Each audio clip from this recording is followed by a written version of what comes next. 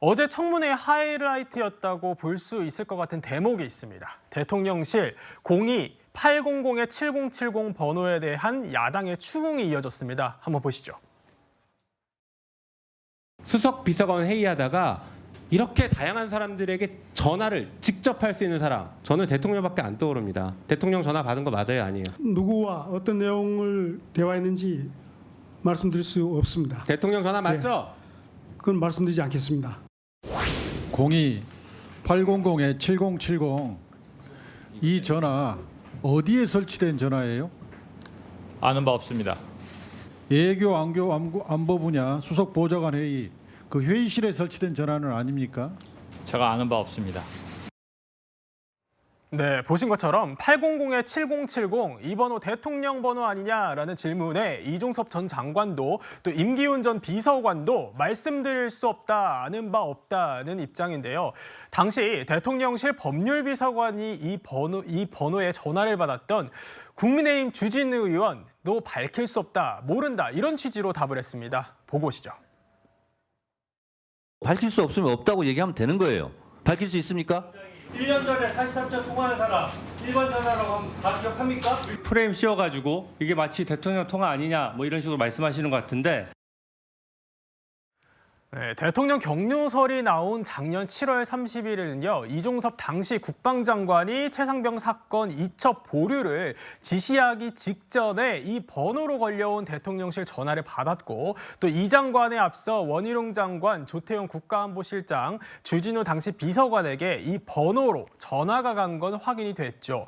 그럼 통화한 인물이 누구냐 궁금증이 커지고 있는데 야당에선 수사 외압 의혹의 결정적 단서다 이렇게 보고 있는데 이종우 평론가님은 어떻게 좀 해석하십니까? 첫 번째는 최근 들어서 이 지난 정권과 지금 정권에 들어서 대통령의 국정 운영과 관련돼서 대통령실에서 보완이 되어야 될 것들이 지금 버젓이 그 대통령실의 번호냐 무슨 번호냐라고 논의되는 것 자체가 문제가 있다. 이 번호가 노출된 것 자체도 사실 대통령실의 보안 의식이 제대로 안 돼 있다라는 것은 비판을 꼭 받아야 되는 것이고 그런 보안과로 어떻게 지금 이 논란을 키웠는지에 대한 책임은 대통령실에 있다. 두 번째, 그럼에도 불구하고 아무리 어떤 의혹이 있더라도 야당이 선은 좀 지켜줘야 된다. 그러니까 어디까지가 무슨 번호이고 대통령실 번호는 무엇이고 이렇게까지 이 대통령실에 아무리 보안이 좀 무너졌다고 하더라도 그것을 직접적으로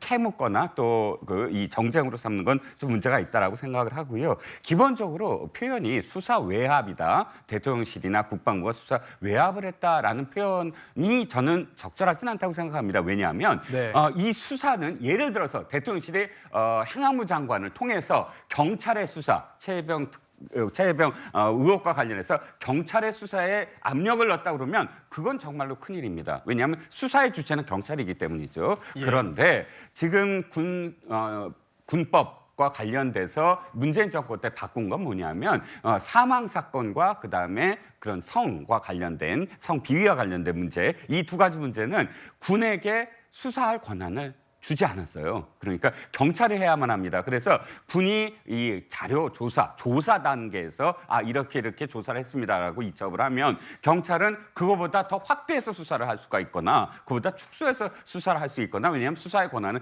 경찰이 있기 때문이죠. 그러니까 이것을 압력을 넣는다고 해서 실질적으로 경찰이 수사하는 데 있어서는 전혀 문제가 없거든요. 네. 그러니까 이 문제 자체가 수사 외압 의혹이다라고 해서 그 전화를 했다는 것만으로 대통령실이 개입돼서 대통령실이 직접적으로 외압을 행사했다라고 단정 지을 수는 없다는 겁니다.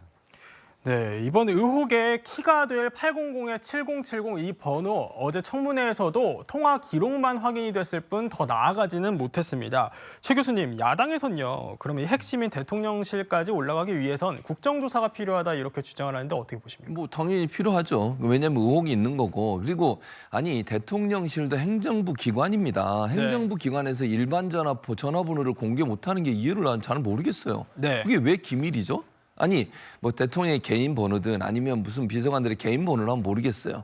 행정부에서 설치해서 운영하는 번호들은요. 우리 다른 뭐 어느 부처도 마찬가지입니다. 그 부처에서 운영하는 번호들 다 공개되고요. 일반인도 전화해서 문의도 하고 민원도 하고 이렇게 합니다.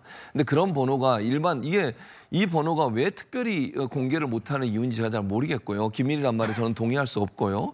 두 번째는 이 번호가 그 전화를 설치했던 해당 전화국으로부터 해지를 했다고 해요. 네. 그리고 다시 또 설치를 했답니다. 그건 또 왜 그랬을까요, 과연? 이 논란이 있고 나서 저는 이런 식으로 하니까 의심이 생기는 거예요. 그냥 놔두면 될 문제를 이게 왜 갑자기 이걸 그러면 회선을 끊어버리고 다시 또 설치를 합니까?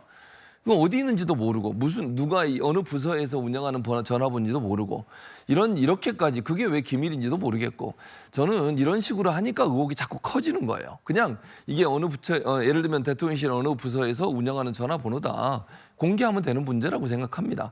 그런데 이런 문제를 자꾸 이렇게 얘기 안 하려고 하고 뭔가 이 번호를 감추려고 하고 어제도 증인으로 나오신 분들이나 참고인으로 나오신 분들이 모른다 그러고 얘기할 수 없다고 이종섭 장관은 얘기할 수 없다고 그러잖아요. 예. 근데 그런 말들이 결국은 진실성보다는 진실성이 아닌 쪽으로 의심이 커지는 요소로 작용한다는 점을 좀 기억했으면 좋겠습니다. 네, 의혹을 계속 부추기고 있다 이런 의견을 주신 건데 다음 주 금요일에도요 탄핵 청원 청문회가 예정돼 있습니다.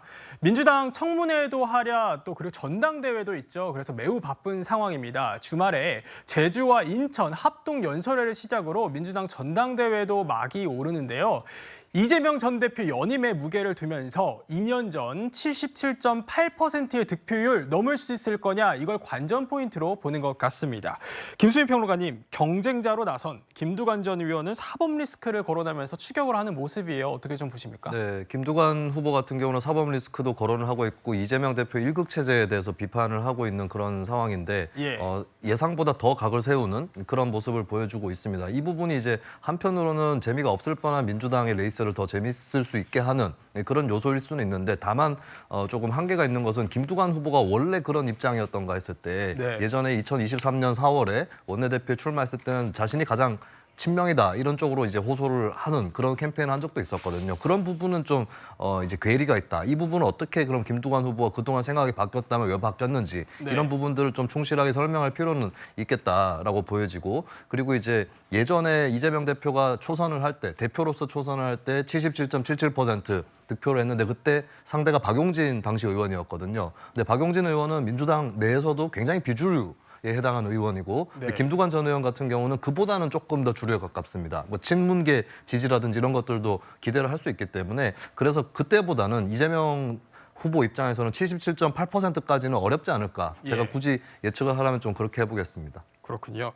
네, 저희는 대통령 탄핵 청원 청문회를 둘러싼 소식 살펴봤고요. 다음 주제로 넘어가 보겠습니다.